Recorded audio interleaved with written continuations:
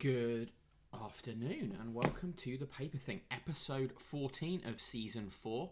Today's episode, Keir and Present Danger, though of course as we are looking at newspapers printed before the election results come out, we don't get to grimly laugh at the Hartlepool result or any of the other results. But that doesn't matter because, and good to see you Mark Canosis, good news today, I have finally done something that you've specifically asked for previously, which is, in today's show, we have got, I bet we can still manage to laugh, of course we can,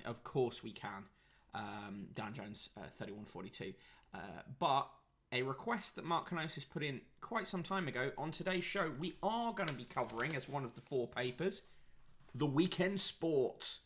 That's right, the Friday and Saturday edition of the sport newspaper. So that's our first paper today. Good afternoon, Julie Prunes. How are you today? Very good to see you.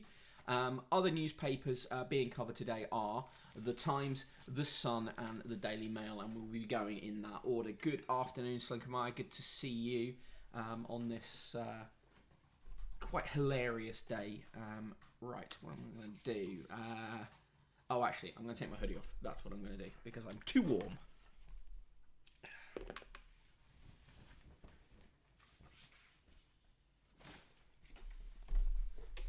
And on my t-shirt today, it is Lupot Therupot. Right, so we're going to start with the only one of the 4 ludicrous papers we're covering today that doesn't actually take itself seriously. So, front page of the Weekend Sport goes with, at the top of the page, killer chef makes stew from his dead mum. Good chance that that's a story from somewhere entirely else in the world, as is common in these kind of highly salacious tabloids. Main story is Bojo's plans for war with France leaked. Obviously, entirely fictional, but no more hysterical or weird than stories from the so-called real papers. Who's riding a bike on my arm? It's a bear in a fez. He's been there for some time. Hello, Zafar Cakes. Good to see you. Thank you for joining us. And of course, this being the sport, there is a lady in her underwear. In this case, someone called Kitty. And at the bottom of the page, a story that the sport runs hoping that it will come true during the time that the paper has been out. Champions League final will be played in Britain. It won't. It's still going to be played in Turkey at this point. Dan Jones, 3142. How is your morning, Mick? Same as ever, just outlining a barely clothed woman with a pink highlighter. Yeah, that's what I call work. So anyway, let's get into the inside. Hey, Mr. Gump, how you doing? Let's get into the guts of the Weekend Sport. Inside, on page 3 of the Weekend Sport, an actually topless woman, because this is the Sport magazine. Her name is Caitlin Winters. She's a 32E2334 and comes from Wanstead, East London. They don't bother to ask her any questions like the Sun used to. They just put the picture there. Meanwhile, the other story on page 3 of the Weekend Sport is a story headlined Carey's Bukkake Shocker. Fury is TV babes hit by sex trolls online. Former pop star Carey was found herself at the centre of a spunk-drenched scandal after posting a busty selfie online. 40-year-old wrote on her social media feed that she's considering having her massive boob implants taken out, and she's illustrated the news with a sexy snap of the offending busters. Yeah, this is what you're going to get from the Weekend Sport. But when the Daily Mail ran the story online, a torrent of jizz-obsessed filth was released from their readers. The ex-Atomic Kitten singer had written, "Getting these bad boys reduced, thank God they're getting bigger than my head." But her post prompted Bob Caprice from Surrey to comment, "You know Carey loves the sausage. She's seen more meat than a meat counter." And you can bet she's looked like a plasterer's radio quite a few times. The phrase plasterer's radio is slang for a woman covered in men's hot jizz. This is the kind of stuff that you can expect from the Weekend Sport. Sorry, but there you go. Zafar Cakes, you are from Wanstead, are you? Well, you may know Caitlin Winters. I cannot show you this page. Hang on. I will censor the page using this handy packet of Premier League stickers. There is Caitlin. Yeah, I'm going for deadpan readings with this. So yeah, I mean, you know, the Sport is published from the 1970s. They just send the news back in time. On page 5, they get to their made-up story about Boris versus Macron. They go with the headline, "We've got your number, Macron." And they've managed to try to find a picture of French Minister Annick Girardin, which is quite low cut. I don't know if they've photoshopped that to make that more low cut. I wouldn't put it past them. Plaster's Radio is classic British culture, yeah. As navies stand off over Jersey, PM's plan for war with France leaked. I mean, obviously that's completely made up, but this is the Sport, and that's what you expect from it. And they describe Annick Girardin as a frog minister. Where are the leaked plans? There is no leaked plans in here.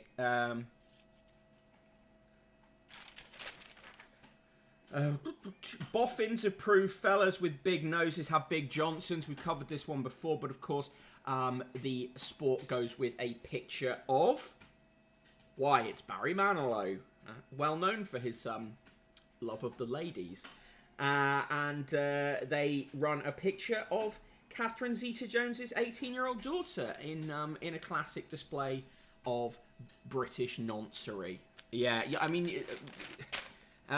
further in, as Megan Barton Hanson encourages women to go lesbian, Carmen Gemini explains what it's like. Essentially, this is just porn. This is just a woman writing, a topless woman here writing about having lesbian sex, having sex with a woman, and yep, full details there. I'm not going to read that because we will get banned from Twitch. On page 7, they write about Annika Rice saying that she would have quite liked to be a Bond girl. The headline they go with is, Annika Rice reveals her pussy dreams. So there you go. Further in, they celebrate International No Pants Day by finding a number of pictures of women variously famous showing off their bums. So there's that. Even further in, another double page spread of topless women. Presumably Weekend Sport is for aging perverts without access to an internet connection. Yep, another double page spread of topless women. Can you name one of which is just a quiz to name various topless women. Another double page spread of topless women with adverts for sex chat lines on one side, and another page. Finally, some more news. It just wasn't their night. How Richard Speck described killing 8 nurses in a murderous spree. This is a serial killer story from what year? 1965. Yeah, I know.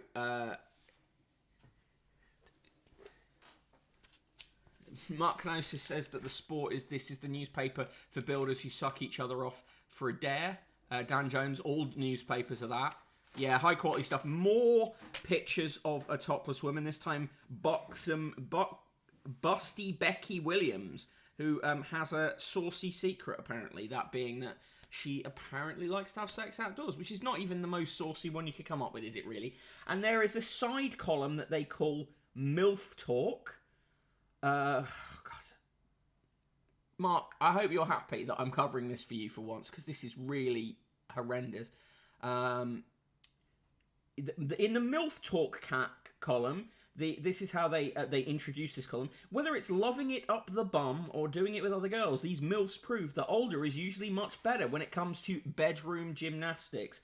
And this is Karen, 40, and Louisa, 39, both from Doncaster, talking about various things they like, including sex in weird places, bum fun, and willy size. I think that's I've always found really interesting about British tabloid newspapers, whether the real gutter ones like this or the slightly more pretending to not be in the gutter ones like the Sun or the Daily Mail, is their insistence on calling penises willies, which is like a term that you should stop using when you're about 10.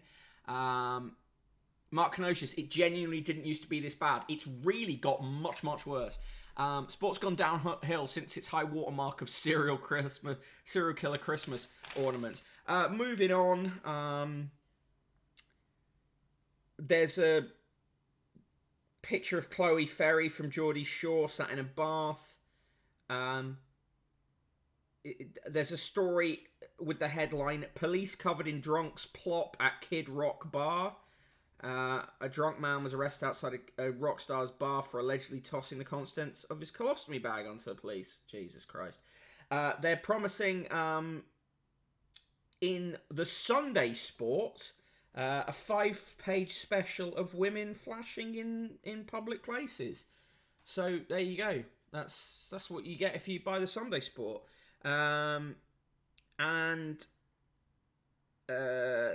Story of a woman so besotted with Jeremy Clarkson that she forces her husband to wear a mask of his face when they go from 0 to 60 in the bedroom. As you might expect, this is one of those classics sports stories where they've completely made it up. This woman is not Sandra. She pretty much does not exist. Another double-page spread of topless women. Honestly, this is like reading a grot mag from the 70s, but published in a sold in a newsagent's at eye level in 2021. Another 2 pages of that. They've got their TV reviews in the middle of the page, flanked on either side by topless women for no decent reason. Felicity from High Wycombe and Becky from Cardiff. So there you go. Another double-page spread of topless women. A whole classified ad section of various sex workers. Another picture of a topless woman.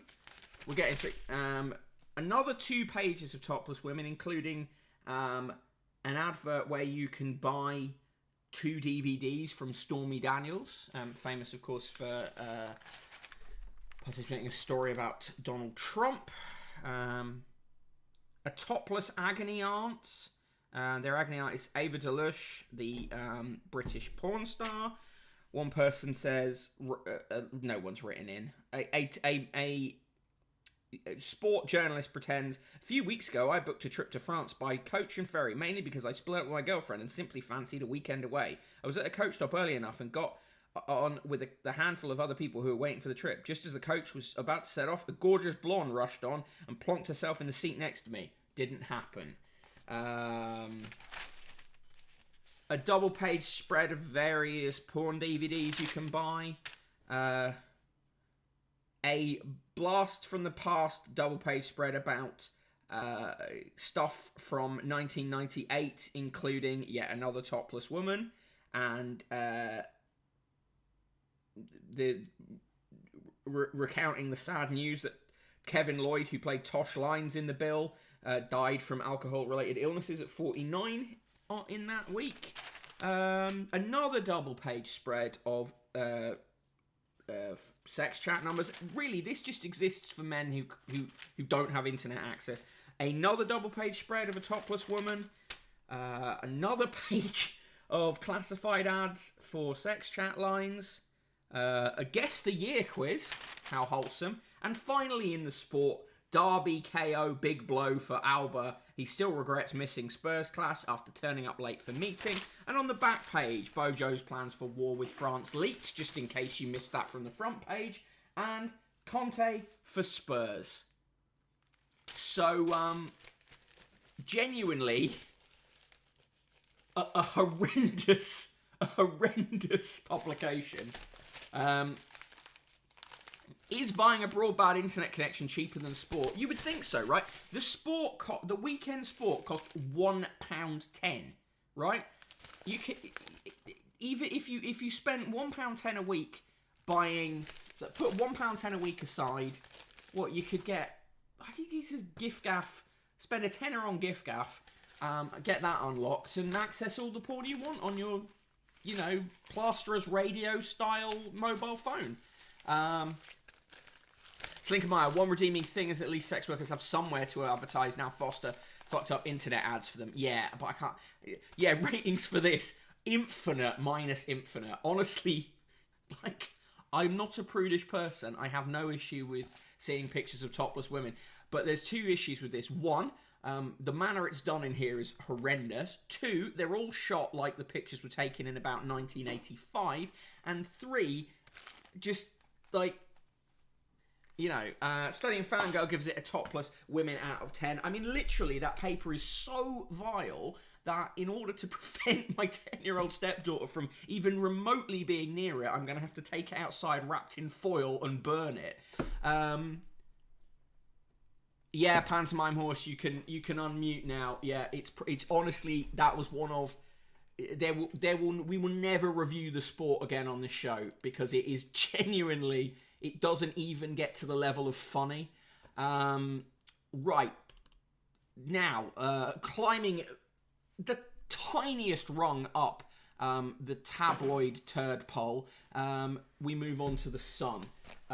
Today's Sun, of course, goes with the same thing, with the French good afternoon, Guybrush Tweetgood. You just avoided having to witness the review of the weekend sport.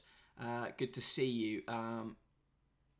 Mark Canosis, do they still use that paper that feels horribly tacky on your fingers? Yeah, I had to wash my hands earlier when I picked it up because it actually still smudges newsprint onto your hands. Also, just because it's feels like a cursed object.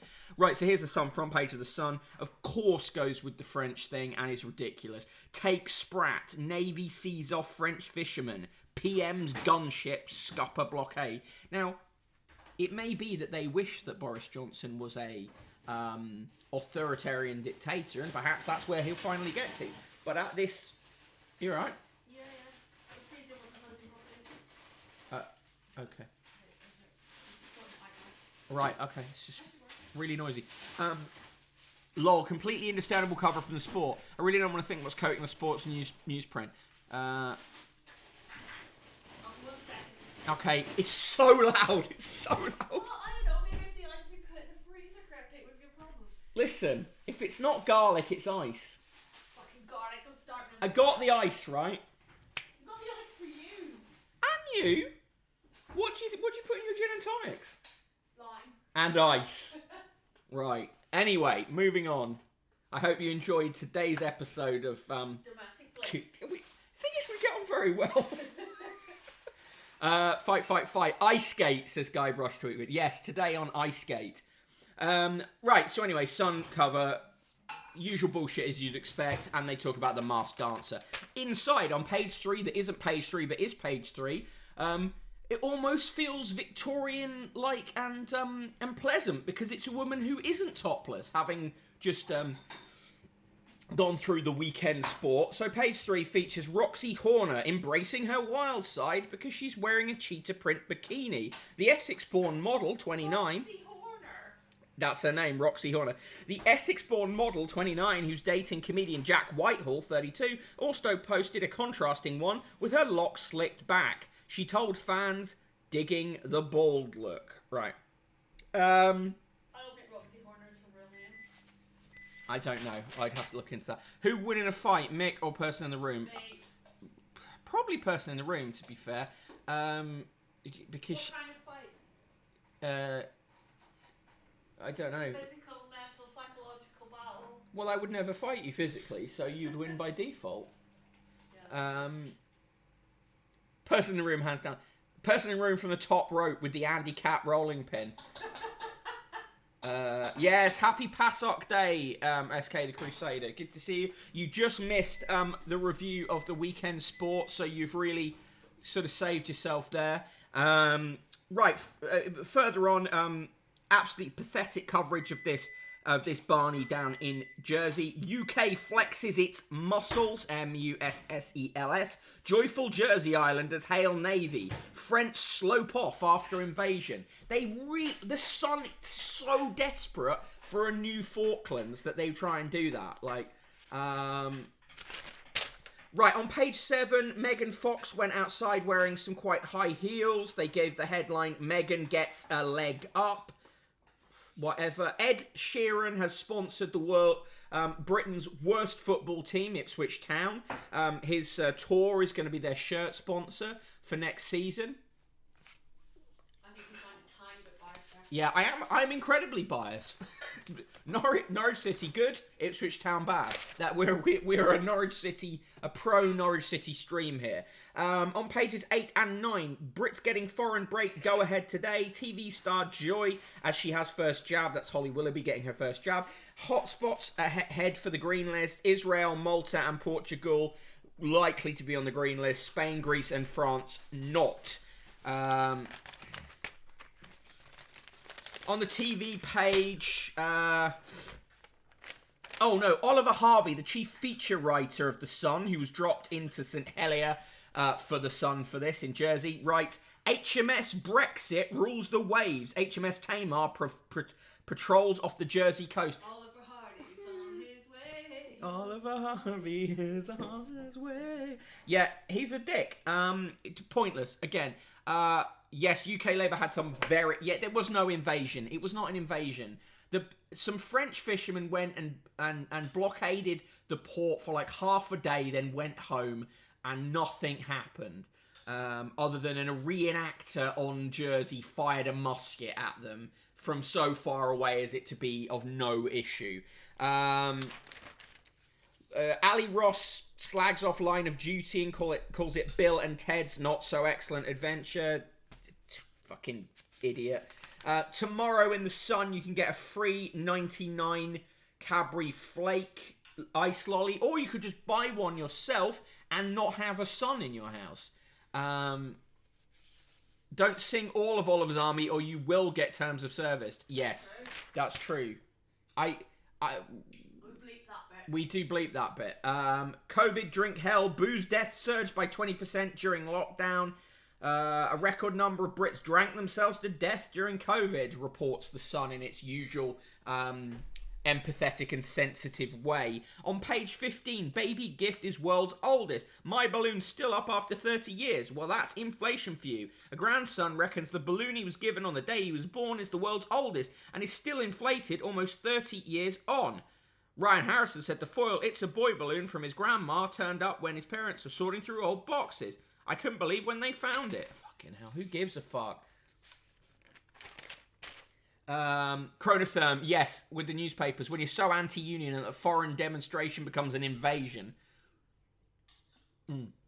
On pages 16 and 17, the various outfits that people, that the contestants in the Masked Dancer will wear. There'll be a frog, a dancing ice cream, a car wash, a rubber chicken, a zip, a viper, a llama, a beagle, a beetroot, a scarecrow, a flamingo, and a squirrel. I think that they are all fucking terrifying.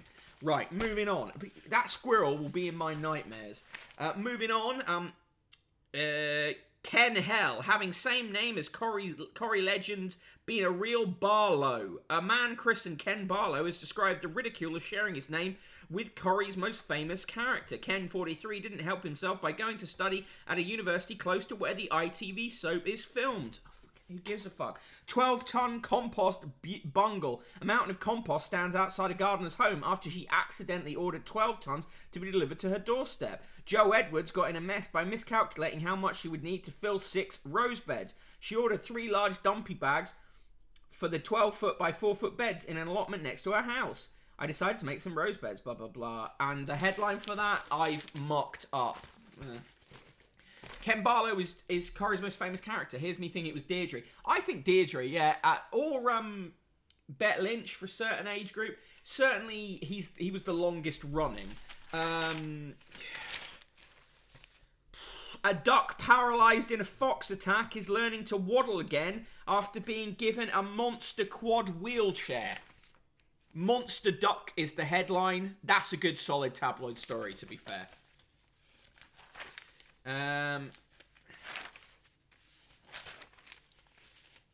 UB40 have claimed that they were spied on by MI5. I wouldn't be surprised. more stuff on that ex-Marine who invented a jet power suit. This is just propaganda for the arms industry, and it is ludicrous. Slinkermeyer, I am pro-duck and this duck only. At the University of York, we've known about Longboy for ages. Duck, bionic duck. After death of Levi's star, sexy models who won fleeting stardom, they go and find out what happened to, for instance, the model who was pictured scratching her ass in the Athena tennis poster, and the guy holding the baby in the Athena poster. Yeah, I mean, whatever. UB40 almost certainly spied on by MI5. Yeah, I fully believe it. Mr. Men, a lifelong fan of Mr. Men, Matt Lucas, thought he knew all there was to know about the celebrated children's books, but while making a documentary for Channel 4 marking the 50th anniversary of their creation, he got a shock. Turned out the wholesome characters came close to being used for a rather racy purpose. I asked them whether they had to say no to any ideas for merchandise, and they told me somebody wanted to make Mr. Men condoms. They felt even though condoms were a socially responsible thing, they didn't feel it was an appropriate match. The headline, Mr. Rubber. Not a great headline for that, is it? In Fab Daily, they're trying to sell you on elaborate sleeves. Would you wear any of those? I don't think so. Maybe No, that dress. they all look Maybe. really annoying. They're all pretty horrible. Well, I've got... You got your name on your sleeve. Yeah, that's cool. As in case I forget it. There's a woman who wears rainbow outfits. Who cares? The £50 letter comes from Ian McNicholas. Not Ian McNichols, for anyone wondering. Is Nicholas? I'm not gonna do his actual accent, so it doesn't matter where he's from. But he's from he's from Blaenau Gwent, and I can't do a good Welsh accent. So we're just gonna give him one of the classic tabloid voices. The disgusting threat by France to cut off Jersey's electricity supply in the latest ram over fishing rights is typical of the puffed-up bullying of Eurocrats. It comes as a new post-Brexit law came into place on Channel Island on Friday, meaning French boats fishing off Jersey now need a special licence from the local government. If they don't write the letters themselves in the tabloid newsroom, they do add this stuff in to give them context. Our government should, as a precaution, rush emergency generators to Jersey and, in the long term, set up permanent power generation facilities there. As punishment for this totally unwarranted act of aggression, the French should be totally and permanently excluded from the Channel Islands fishing grounds. Yeah, you can steam pudding in those sleeves, says Red Tick Seed. Yeah, Podsy Cat, I agree with you. The duck deserves a jetpack, and only the duck. In the reviews, Royal Blood gets 4.5 stars for their album. New film Charlatan gets 3 stars. Documentary about Manchester United gets 3 stars. A film about a film called Cowboys, which tells the story of 11-year-old Joe and his desperate battle to persuade his small town and somewhat small-minded mum, Sally, that he is not a girl. Joe has better luck with Dad Troy, who is bearded, plaid-wearing cowboy, but surprisingly accepting when he is told, I'm born in the wrong body. 3 stars that film gets. Chronotherm, yeah, we the British have never bullied anyone. Also, our migrants have to be processed on an uninhabited island. Yep. Today's ridiculous item that they want to try and persuade you to buy is a Star Trek men's mechanical watch. Only £139.95 and limited to just 999 editions. Ridiculous. And it's no coin, is it? It's not a coin. It does have a bas relief of the USS Enterprise on the back, and the phrase "Live long and prosper." Mark Notice, bet the Guardian wouldn't have given it 3 stars. Bargain at twice the price for that. Yeah. And then in the sport, party poopers. Euro finals full English ruined by Arteta's flops. Arsenal 0, Villarreal 0. Arsenal blew the chance to make it a full house of English finalists after crashing out of the Europa League. Right, scores for the Sun, please. How many Trekkies are reading the Sun anyway? Well, yeah, good point. Okay, let's do the roll call while you give me your scores for the Sun. Great turnout today on the paper thing. I am, of course, the Broken Bottle Boy. You can follow me on Twitch. No, we are on Twitch, on Twitter at Broken Ball Boy, and on TikTok at Useless Conquest. In the mod squad are the ever excellent Guybrush Tweetgood and SK the Crusader, who is in the YouTube zone tonight. I'm sure he'll tell you from what time, 6ish, I'd say. In the chat generally, Antony Jastrab, hello. Ashikan, Aiton, Carbot14XYZ, Commander Root, the excellent Dan Jones, 3142, Ged Station, always good to see you. Industrial Pet, now a stalwart, not just of the chat here, but of the Discord. If you've not joined the Discord yet, I will drop a link in the chat in a moment. Chronotherm is here, good to see you. Mark Kenosis, just absolute goat of the chat. Mark's Villainy is here, good to see you. Mr. Gump, always a pleasure. Pantomime Horse, good to see you. Pudsy Cat, hello. Raidens, Red Tick Seed, always a pleasure. Slinkermeyer, another chat stalwart. Snur, Studying Fangirl, creating some excellent TPT fan art. Do, as I say, get onto the Discord where you can see some of that. Tom's, good to see you. Royal Flush, ever a pleasure to see you. VNK, of course, is here. Virgo Pros, Yuan, the Fishmeister General, and of course, last but never least, Zoe Brings Bacon.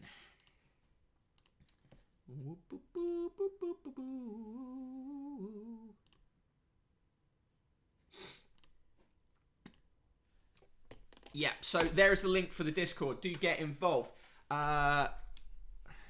SK is on at 6. Still got room for about 5 minutes of video if you want to send him a something for the YouTube slop. Mark Kenosis, -90. Good duck for the Sun. Pasok out of 10 from Chronotherm. Boats out of 10 from Industrial Pet. -42069 420 from Mr. Gump. It's the double negative nice from Slinker Meyer. 4 fishes from Yuan. A 0 from Red Tick Seed. And a -1,000,000 trillion from Ged Station. Markanosis, absolute goat, in that if you ring a bell, he'll follow you for a bit, and then a bear will attack. Right, we move on now to the Times, which thinks it's better than the Sun, but really just has a more expensive thesaurus. So, front page of the Times today. Again, it's the main picture is of French fishing vessels in the port in Jersey. The Times says, Johnson and Macron plan peace talks. As if there's a war. There isn't a war. It was a minor protest. Top of the page, under 40s offered alternative vaccines to AstraZeneca. I'm still waiting to get mine, as I am a mere stripling of 37. But person in the room is already booked in for her second. Not because I'm old. Fuck you. No, it's not because she's old. You would have got it by now anyway, because you are a little older than me, but not because she's old, because of underlying conditions. The main story on the Times front. Oh, sorry, I wasn't implying you're old. The main story on the front page of the Times is economy to grow at record pace. Again, this is just based on projections from the Bank of England. Red Tick Seed, Mick is being very rude to person in the room today. 0 out of 10 for Mick. No, it's shocking. It's just you know. You don't know what she says to me off camera. She just wants to keep you lot on side. Right, moving inside the paper, Gary Lineker is facing a £4.9 million tax bill, tax and national insurance bill, as the tax authorities. The Times loves to keep referring to them as the tax man, which is like, it's the year 2021. Like, stop misgendering HMRC. It's HMRC is in fact non-binary. Anyway, Taxman claims that Lineker owes money because he should have been taxed as a direct employee instead of being paid through as a contractor through his company Gary Lineker Media. Hey, Comrade Wolfie, who says, sorry I'm late, I was chasing Keir Starmer away from the bins. The garlic has become such a meme now. I did not hide the garlic. Call to protect free speech as MPs accuse media of anti-religious bias. Henry Zeffman writes, calls by MPs for the media to improve their religious literacy must not lead to the stifling of free speech, humanists have said. A report by the All-Parliamentary Party Group on religion in the media said that many religious people believe that journalists were indifferent towards religion and belief at best and actively biased against people of faith at worst. They've still got fucking Thought for the Day on the Today programme where you can only get on there if you absolutely hammer on about religion, so fuck off. Slinkermeyer, taxman implies a baddie to be avoided as opposed to taxes being necessary to fund public services. Correct. Yeah, impossible to catch Keir Starmer as he's always Sir Keith Starmer as he was always 20 points ahead. Right? Wipe references to China, lecturers are told. Nicola Woolcock, is one of the most ideology-drenched education editors in the British media. So here she writes, a university has told academics not to record lectures or class discussions in case students and staff are arrested if they visit Hong Kong or China. SOAS, University of London, has also said that they risk being jailed for carrying lecture notes or laptops that have not been wiped of their work when travelling to those areas. To me, I mean, this is not good, but it seems sensible. A lot of Chinese students in the UK are at risk of, from their own government. Certainly. Wouldn't you say it's the case? We deliberately don't record seminars because there should be free spaces for discussion. Yeah, so it's not. This is not an amazing story, is it? This is just like, this is partly more xenophobia and partly more, oh, look at the woke academia. Comrade Wolfie, the only thing academics should be arrested for is the crime of being English. Exactly, because these days you do get arrested for simply saying you are English. On pages 6 and 7, sightseers line the harbour to watch Battle of St Helier unfold. There was no battle. Fuck me. See, this is why the Times is no better than the Sun, because it engages in this same hysterical hyperbole. Mark Gnosis, lol, just seen that Tiger Patel guy won the council seat with a 38% swing. I know, amazing. Page 9. A lecturer who referred to the Duchess of Sussex as the dreaded Meghan has been disciplined. She was giving a Zoom lecture on design and was also accused of using racist language when she spoke of people of a colourful disposition. See, once again, here is the Times burying the real story, right? So the headline says, lecturer and racism row over dreaded Meghan jibe, right? But no, that wasn't the main issue. The main issue was that she had made racialised comments. And that just happened to be one of them. But of course, that's not the way they spin it. And you see this happen a lot with stuff like employment tribunals, where they'll find the really sort of minor bit, and they'll make that the big headline, rather than the fact that, say, there's been constructive dismissal. Rush for Portugal flights hour before green list is announced. Here's a farrier putting donkey shoes on a donkey. More than 1 million workers are expected not to return to the office 5 days a week. I'm surprised if it's that as low as that. A £10,000 reward has been offered to find the killer of Julia James.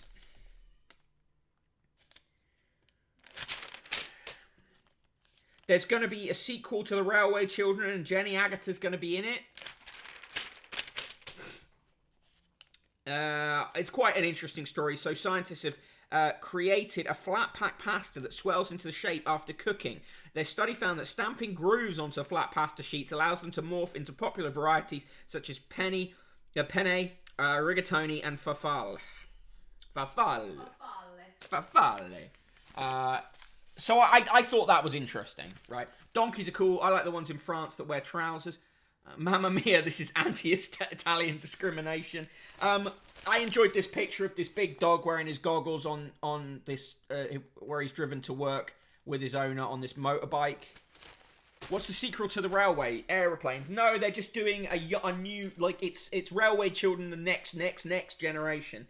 Zuckerberg let Clegg take the lead on handling Trump's Facebook ban. Tom Knowles basically just rewrites the New York Times' profile of Nick Clegg. And on that note, if you can do me a favour today, today's newsletter is on the New York Times profile of Nick Clegg, and just generally about how American publications report on British politics and British political figures. So, but of course, because of today and because the Starmer sat-navving Labour into a ditch thing being so massive, the newsletter won't get as much traction as usual. So if you can, retweet this tweet or share the newsletter in whatever way you want, that would be fantastic. Moving on.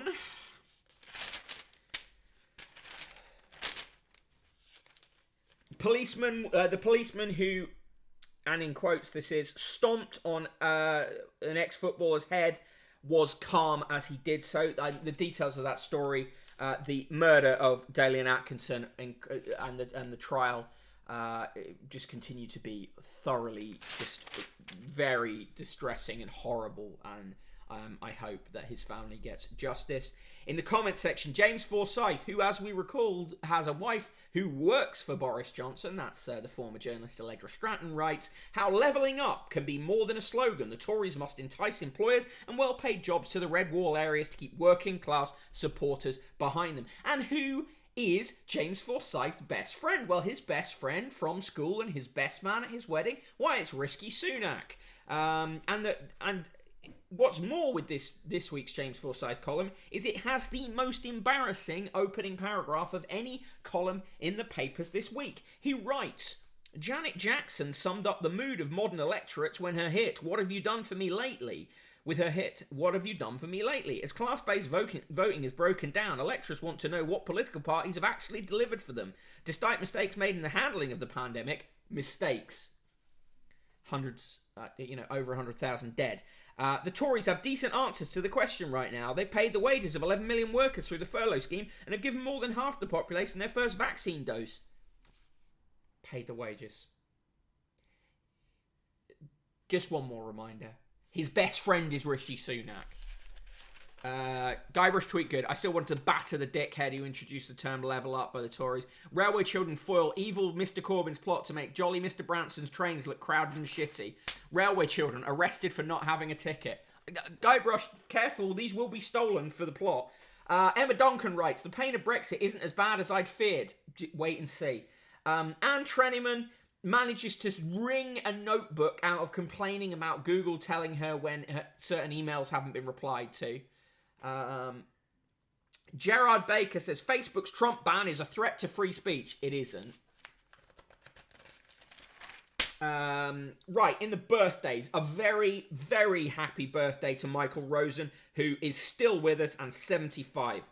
Looked touch and go last year, and I'm really delighted he's still here. Sidney Altman, the Nobel Prize-winning molecular biologist, is 82. Baroness Sue Black of Strome, the anatomist and forensic anthropologist, writer of All That Remains, A Life in Death, is 60. Peter Carey, the writer of Oscar and Lucinda and A Long Way Home, he won the Booker Prize for the former, is 78. Lord Lawrence Collins of Mapesbury, Justice of the Supreme Court until 2011, is 80. Lord Ara Darzai of Denham, OM, Professor of Surgery, Institute of Cancer Research, Health Minister until 2009, is 61. Anne Dudley, the composer of The Full Monty and a pop musician, known for being a member of the Art of Noise, is 65. She's incredible. Robin Hanbury Tennyson, explorer and co-founder and president of Survival International, is 85. Matt Helders, happy birthday to him, musician, of course, drummer in Arctic Monkeys. Anya Hindmarch, he's 35. Anya Hindmarch, the fashion designer, 53. Sir Tim Hitchens, the diplomat, president of Wolfson College, Oxford, and chief executive of the Commonwealth Summit Unit until 2018, and the UK ambassador to Japan until 2016, is 59. Sir Michael Hopkins, architect, Mound Stand, Lord's Cricket Ground, is 86. Sir Nicholas Heitner, the co-founder of the Bridge Theatre London and artistic director of the National Theatre until 2015, is 65. Bill Kreutzmann, the drummer in the Grateful Dead, is 75. Kate Lawler, DJ on Virgin Radio and presenter, is 41. She gets in there because, of course, Virgin Radio is owned by News UK, which also owns The Times. Christy Moore, the folk singer and songwriter, is 76. Sir Tony O'Reilly, chief executive, Independent News and Media until 2009, and rugby union player for Ireland until 1970, is 85. Richard O'Sullivan, the actor, known for Man About the House, is 77. Dame Anne-Marie Rafferty, President, Royal College of Nursing, Professor of Nursing Policy, Florence Nightingale School of Nursing and Midwifery, King's College London, is 63. Liam Tancock, Swimmer, 3-time world backstroke champion and 4-time Commonwealth Games gold medalist, is 36, and Dame Philippa Whipple, High Court judge, presiding judge of the South Eastern Circuit, is 55. On this day in 1663, the first of a series of playhouses known as the Theatre Royal was opened in Drury Lane, London. And the last word in this column today goes to Joseph Silk, the astronomer, from his book Dark Side of the Universe. One can always find inflationary models to explain whether whatever phenomenon is represented by the flavour of the month. The leader column in the Times calls what happened in Jersey gunboat diplomacy. I mean, come on. In the world news, Republicans becoming cult of personality, says Liz Cheney. That is the daughter of Dick Cheney there. On the front page of the Times too, they are promoting The Nevers, which is on Sky TV, and stars Ben Chaplin. I think he's quite a good actor. Various reviews and stuff in there. Nothing really hugely notable for us to discuss now. A brilliant image of hyenas and lions in battle there. Draw your own analogy with the Labour Party. Mark Kenosis, some good birthdays today. Rosen Dudley, Bill Kreutzmann, Christy Moore. Yeah, exactly. Uffizi influencers told to pay for post. The Uffizi Gallery has picked a fight with influencers who it claims posed for pictures in front of his art treasures and used the images to sell jeans. The museum reopened this week after Italy's latest lockdown, but gave a frosty welcome to influencers. A sign stated that photos could be taken only for personal and private use. Are all Liz's evil? Liz Cheney, Liz Truss, Queen Liz. We're certainly looking like a pattern. Yeah, Reagan, famously personality cult free. Helmut Kohl's widow hits out at disrespectful plan to honour him. A long simmering row between the widow of Helmut Kohl and Germany's political establishment escalated yesterday when she attacked plans to set up a foundation in his honour in Berlin. Micah Kohl-Richter said she had not been consulted, did not approve of the idea, and had been treated with disrespect ahead of a planned parliamentary resolution. In a statement emailed to the Times, which she prefaced with the remark, "I very much regret the state of affairs in Germany," Kohl-Richter, 57, who became Kohl's second wife in 2008, said his CDU party was ignoring his final wishes. She said any foundation should be based in his hometown of Ludwigshafen, rather than Berlin, the scene of his fall from grace in a party funding scandal after he was voted out of office in 1998. The Bundestag was due to vote last night on a motion to create a Bundeskanzler Helmut Kohl Foundation to research and manage the legacy of the architect of German unification and the European single currency. Such a foundation follows a tradition. Similar ones were set up for Konrad Adenauer, Willy Brandt, and Helmut Schmidt. The aim is to honour Kohl's outstanding life achievement and to set up a memorial centre with a permanent exhibition, the draft law said. Kohl-Richter rejected the offer of a lifetime seat on the board. "In my capacity as heiress and widow of Helmut Kohl, I did not agree to this project," she said. "This format at this time does not correspond to my husband's ideas."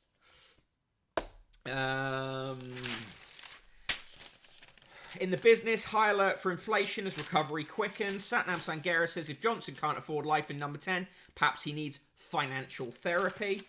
Shot in the arm or a stab in the back for the drugs industry. Bosses say Biden's move to suspend COVID jab patents to help poorer countries will backfire. Well, they would say that, wouldn't they? They try and persuade you that listening to Giles Corrin is a good idea.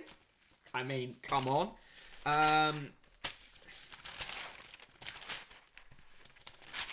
In the obituaries, Gladys Eva, formidable bridge player whose skills were used by Fighter Command in 1940 to help determine the outcome of the Battle of Britain. Monty Hellman, director of nihilistic westerns and discoverer of Reservoir Dogs, whom Quentin Tarantino described as his spiritual father. Was he also a foot fetishist? We don't know. And Tamara Press, Soviet shot putter who won 3 Olympic golds in the 60s, but was accused of gender fraud along with her brother, Irina.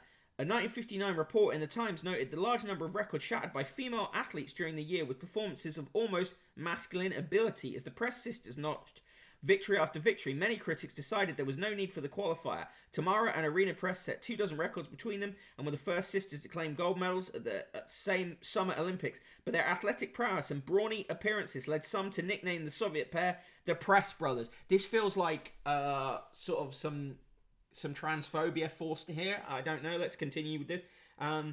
In a climate of suspicion accentuated by Cold War rivalry, the International Academic Amateur Athletic Federation introduced on-site sex verification in 1966 for women competing in the European Championships in Budapest.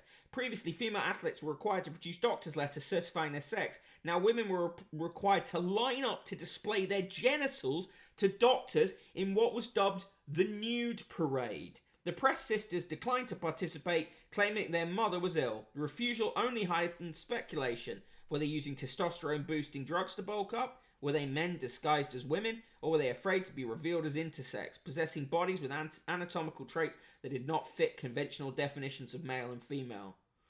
Tamara says in 1964, I'm a champion, but you can see I'm a woman. Sister did not compete again internationally after visual checks became mandatory, and Tamara confirmed her retirement aged 30 in 1967.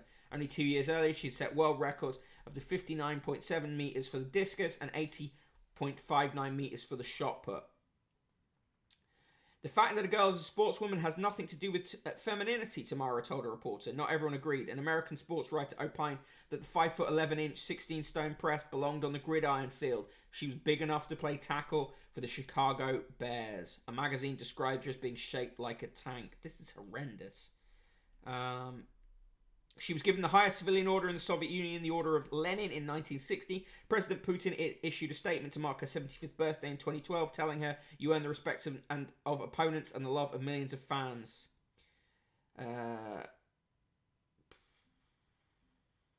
So-called gender fraud cases long predated the presses. After complaints that the nude parade was humiliating, chromosome tests were introduced in 1968. While debate continued over the meaning of her muscular physique, Tamara had a more immediate worry during her quest for gold in Japan. In Tokyo, my main competitor in the shot put dropped it on my thigh. There was so much tension that I didn't even notice. After the competition, I saw a black mark on my leg and thought, what's this? She recalled, as soon as you get distracted, as soon as you begin to doubt, that's the end of you, she added. Eliminating background noise, she declared, is the psychology of a champion.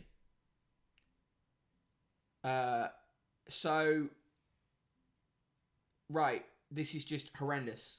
This is and what a way to make the obituary of this woman just entirely about, well, maybe she wasn't actually a woman.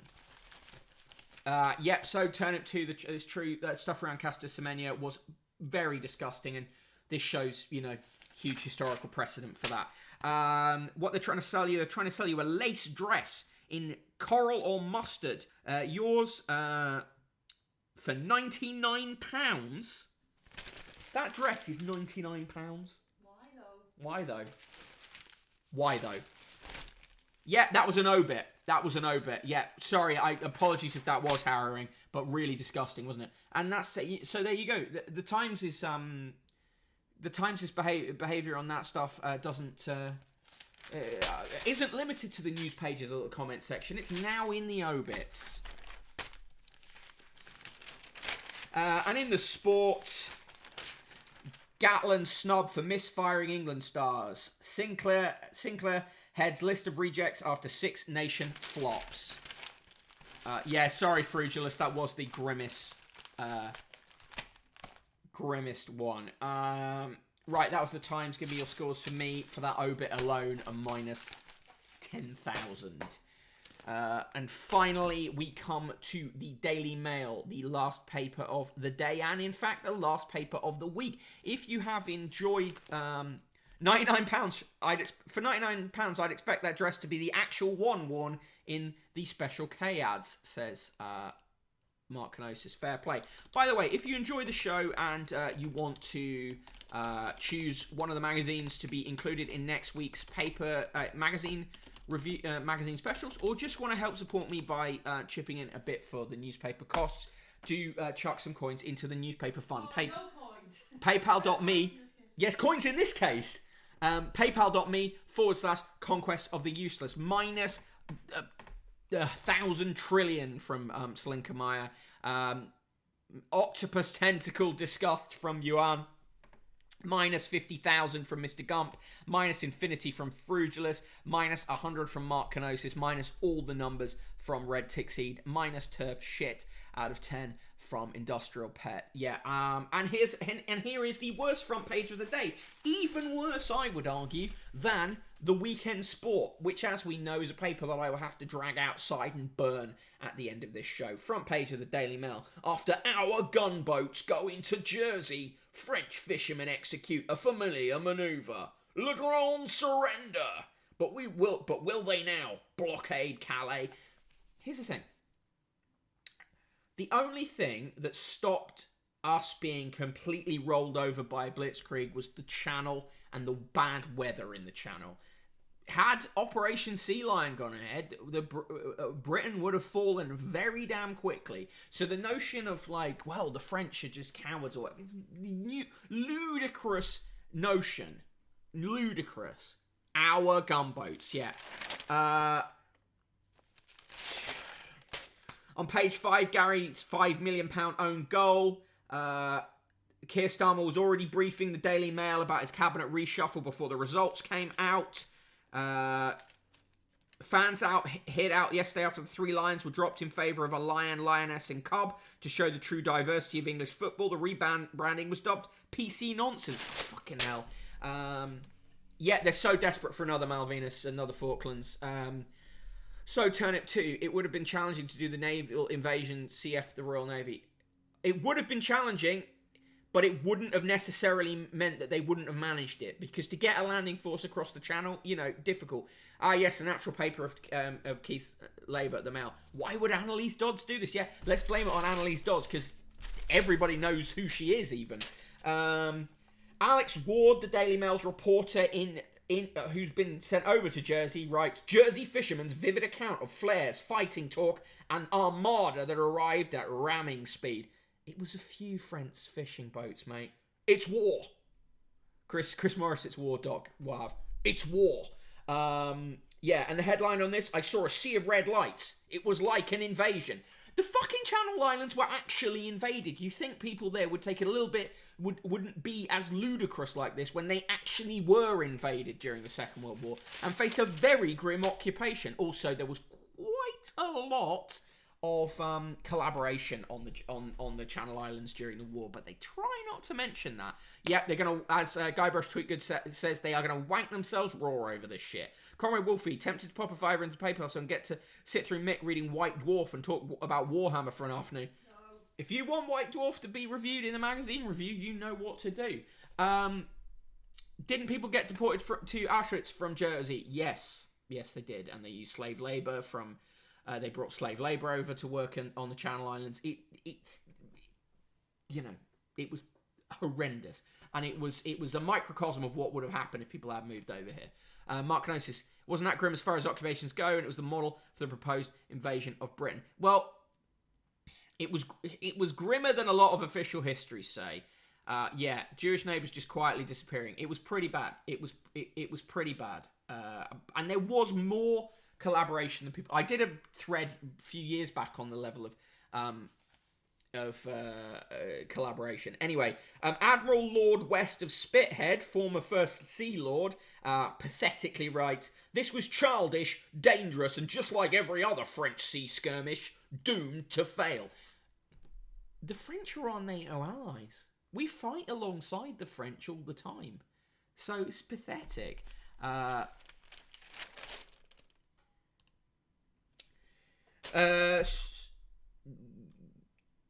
Duchess of Cambridge called a girl who's suffering from leukemia and promised she would wear a pink dress for her. The palace is continuing to go on about how it definitely protected Meghan. More on Holly Willoughby getting her jab. More on Captain Tom. Alright, here's a truly disturbed thing. Leo McKinstry writes... Ready for this? You thought that they would just blame Labour's poor performance on Starmer. But no. Why stop there? Why not go back to the GLC?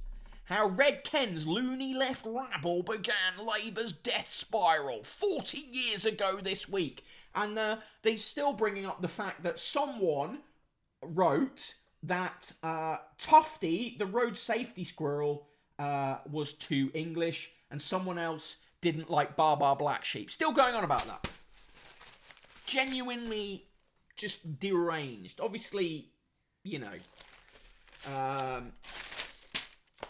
Richard Littlejohn says, here's to Fleet Street's finest, and that includes you. Reading the supplement celebrating 125 glorious years of the Daily Mail has been like watching my life flash before me, if only that were literally true. Not that I've been around for 125 years, though sometimes it feels like it. Yes, it does, Richard. The lovingly recreated highlights of this newspaper and our nation's history transported me on a sentimental journey. For instance, I was reminded the first time I encountered in the flesh the grande dame of Fleet Street, Anne Leslie. I was assigned to spend a month on Neil Kinnock's battle bus during the 1987 election campaign. Anne was parachuted in for a day, sweeping on board like a Spanish galleon under full sail. He's such a bad writer. She's brilliant, Anne Leslie. I like Anne Leslie, but he's such a bad writer. I got drunk with her at an event. Despite spending seemingly most of her time dealing loudly with some domestic crisis, after commandeering the Mail political reporter's cumbersome mobile telephone, she managed to produce an impeccable hatchet job on the hapless Labour leader for the following morning paper. Like everything she touched, it was insightful and elegantly written. Oh, fuck off. Fuck off! On Saturday, we featured Rex North's marvellous dispatch from HMS Belfast during the D-Day landings. His was a name I'd been aware of for most of my career, but to my eternal shame, until this week I had no idea he'd been a war correspondent. I always thought of him as a gossip columnist. In the early 1970s, I worked for a provincial news agency in Peterborough run by former Fleet Street hack Rex Needle. Rex Needle. One of Needle's proudest possessions was a famed herogram from North when he wrote for Rex North's diary in the Rex North's diary in the Sunday Mirror. Oh, fucking hell. Anyway, nothing worse than journalists wanking on about other journalists.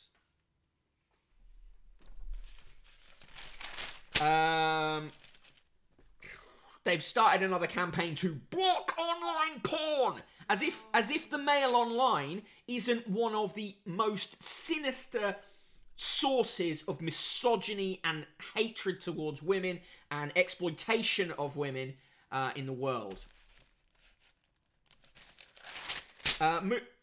And talking about that, let's have a lovely slice of Daily Mail misogyny. Is this the perfect woman? They've done this feature a lot, right? So basically, look, various bits of celebrity women put together in a terrifying chimera. Right, chimera, whatever. What? Chimera. Mark Knows has just eaten a delicious pear. Well, I'm glad you're doing something positive while you're enjoying this horror show.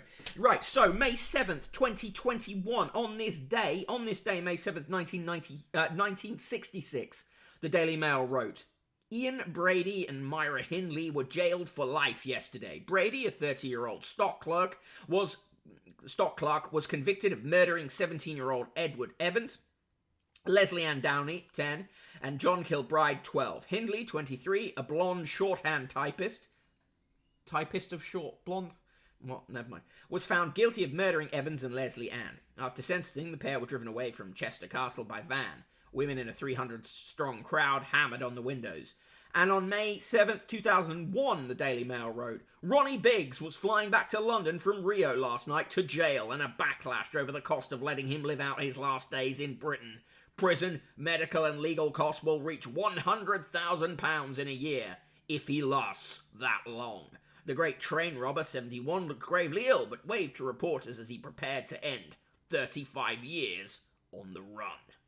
Happy birthday to Amy Heckerling, 67. The US filmmaker directed National Lampoon's European Vacation, Look Who's Talking, and Clueless. Much of the dialogue for the latter, a modern version of Jane Austen's Emma, came from Heckerling's life, such as the insult, "You're a virgin who can't drive." She said, "You take the thing that embarrassed you most and you use it." Michael Rosen, 75.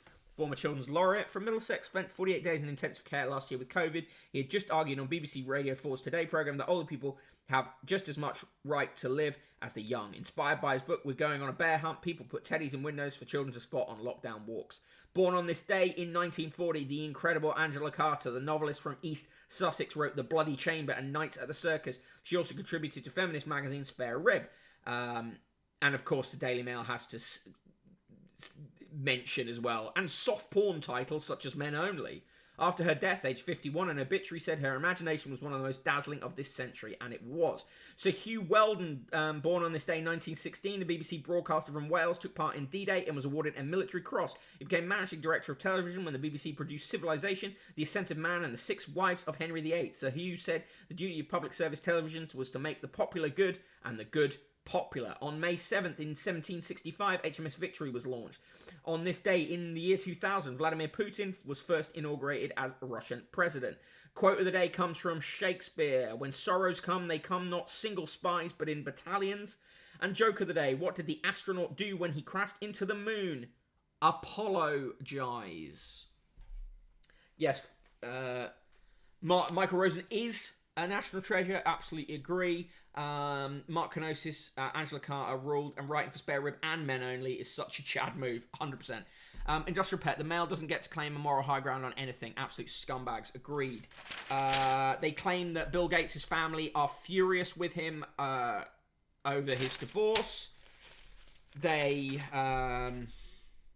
exploit the deaths of two young men in knife killings, one in 2017 and one this year, to attack Sadiq Khan. Jan Noir is awful. Sebastian Shakespeare is awful. Tom Leonard writes about a place on the Riviera where stars have hung out for decades.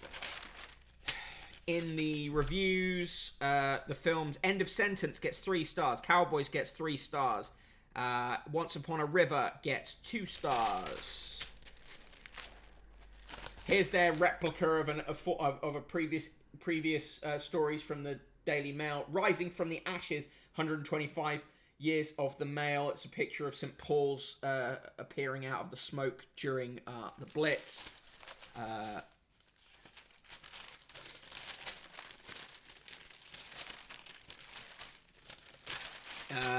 In the Friday Books, they review Murder, the biography. Oh, and they do this big quote from Churchill saying how much he loved the Daily Mail. They don't contrast it with a quote of Lord Rothermere saying the now deceased Lord Rothermere saying how much he loved Hitler. So there you go. Yeah, in the Friday Books review, they review Murder, the biography. Gets quite a good review.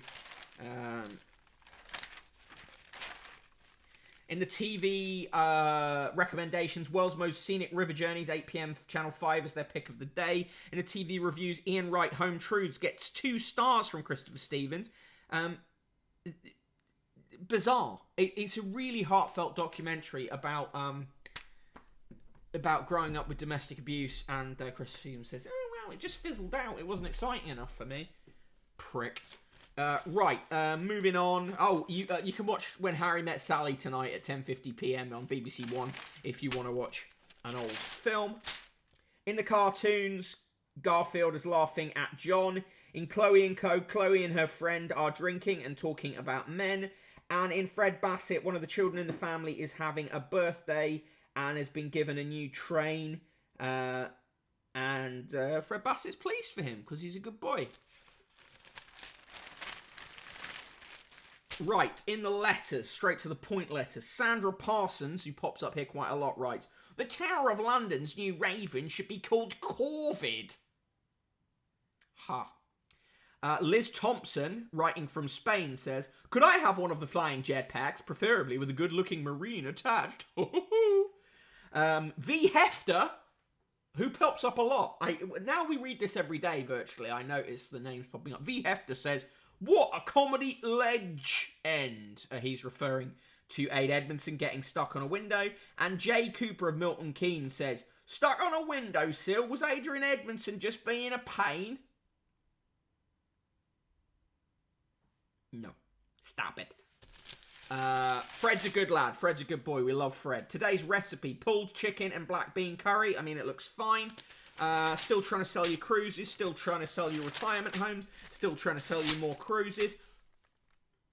Get ready. Get ready. Here it comes.